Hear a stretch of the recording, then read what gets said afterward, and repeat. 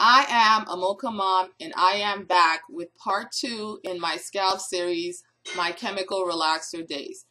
And so the next morning when I woke up and my hair was glued to my scalp naturally, I freaked out. I called the stylist and told her what was going on. She told me to come in. She sat me in her chair and she told me, look, I'm going to have to wash this stuff off your scalp that's causing your strands to be glued to your scalp. I'm going to try to be as gentle as possible, but this is going to hurt. And it did. It really, really hurt. She tried to be gentle, but she had to kind of massage that area, and it stung and it burned, and she had to kind of set it in a way so that it could have a smooth look when she was done. And so sitting under the dryer again, even after this had happened to my scalp, was really painful. And she put a generous layer of petroleum jelly. I think it was Vaseline, to be honest with you. I don't even think it had any type of, bacteria killing properties to it. And in retrospect, now I'm wondering maybe I should have gone to the dermatologist or someone who knew what they were doing, because I ran a really high risk of infection. But what I really wanted to focus on in this story was my thought process, how they handled me, and how I received the whole thing.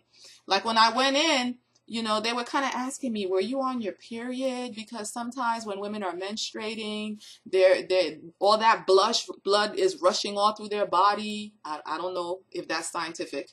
And it makes your scalp sensitive. Maybe that's why you got such a bad burn. Did you scratch your hair? You know how they were kind of all trying to shift the blame to me, because let's face it, lawsuit. Nobody wants to deal with a lawsuit. And for me, I was horrified and terrified by the experience, but I was locked in the thought that, this is what I had to go through to get that look. And in a way, to me, it was just, you got to suffer to be beautiful type of mentality. And it never occurred to me that maybe I need to stop relaxing my hair. Maybe I need to think about doing something different. Maybe this is too harsh for my scalp. Maybe my scalp can't take it. Maybe it works for some people, but maybe it doesn't work for me. But I wasn't thinking that. I just wanted that look.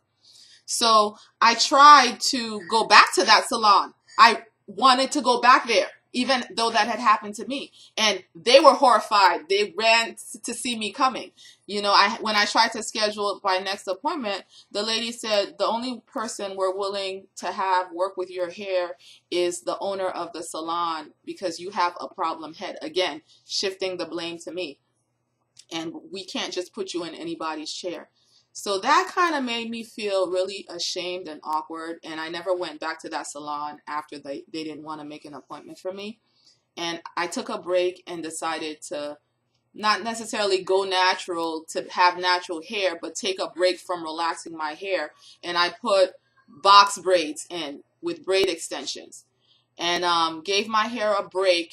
But this whole section of hair ended up thinning out, and I never recovered the chunk of hair that fell out from that experience. Because after she put that generous layer of Vaseline on my hair, my scalp did heal up.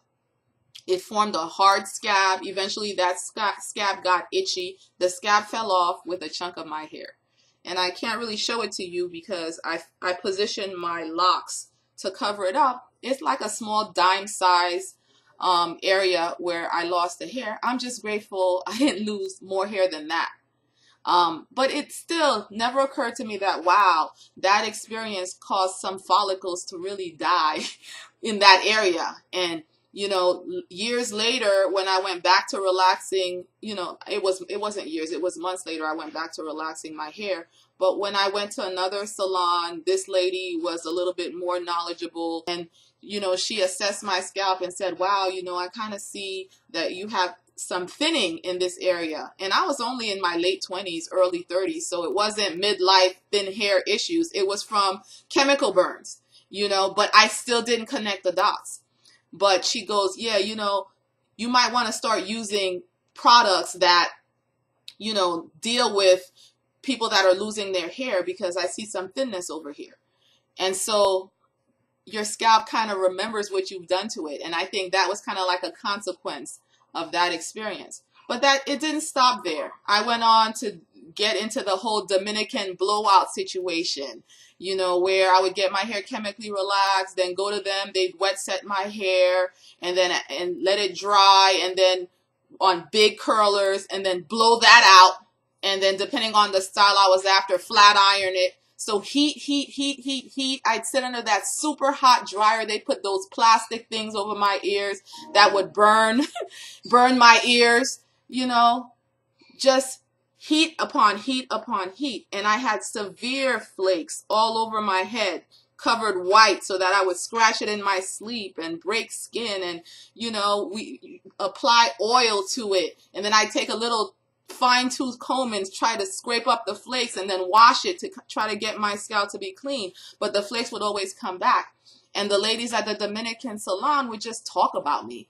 You know, they talk about me in Spanish, you know, capas. You know, this is the lady that has the severe dandruff. Ooh, it's going to take a little bit of time to work on her. Oh, her scalp is disgusting. You do it. I don't want to do it. You do it. And I would just sit there and listen to that, and it would be humiliating.